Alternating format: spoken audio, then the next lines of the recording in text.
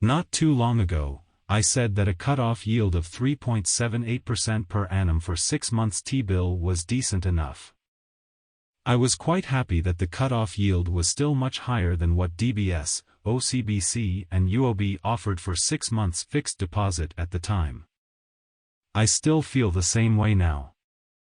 Of course, if we are using CPF funds to buy T-bills, the sensible thing to do would be to benchmark the cutoff yield against interest rate offered by OCBC for fixed deposits placed using CPF OA money.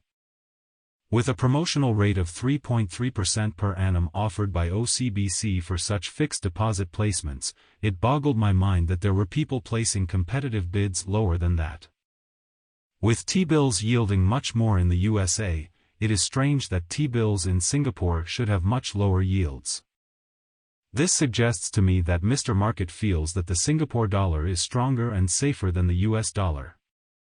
It is just an impression, as I don't know enough to tell if this is true, especially when it seems counterintuitive. Anyway, with the debt ceiling issue in the USA, T-bill yields have been going higher recently. In Singapore, I also noticed this. In case you are wondering, I visit Monetary Authority of Singapore's website to look at the Treasury bill original maturity table regularly. This gives me a feel of where T-bill yields are going in Singapore.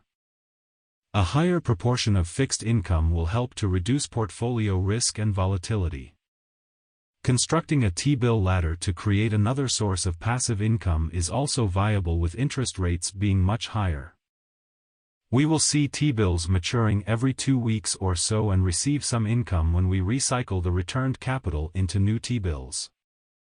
If you are interested to look at the Treasury bill original maturity table, see link to the website and table I have provided below.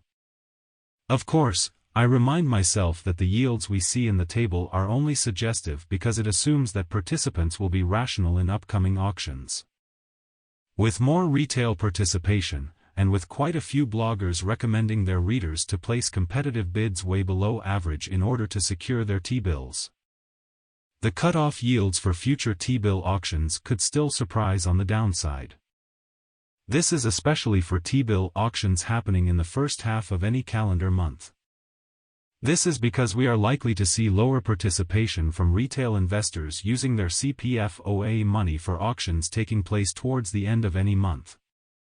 They run the risk of losing 2 months' worth of CPF OA interest instead of 1 month for auctions happening towards the end of a month. I might complain about low balls, but I have to accept this uniquely Singaporean reality if I want T-bills to be a part of my portfolio. Anyway, I am mostly recycling money from maturing T-bills into new T-bills as my T-bill ladder is complete. The front end of the yield curve is likely to stay elevated for some time. So, I continue to expect 6 months T-bills to remain relatively rewarding in the near future, especially when taking into consideration that it is risk-free and volatility-free just like the CPF.